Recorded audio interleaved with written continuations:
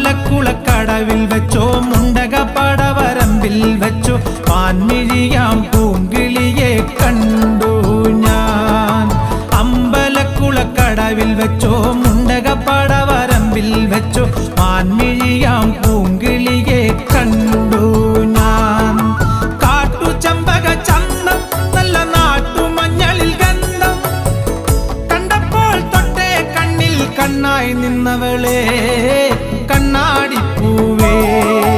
അമ്പലക്കുളക്കടവിൽ വെച്ചോ മുണ്ടക പടവരമ്പിൽ വെച്ചോ മാൻമിഴിയാം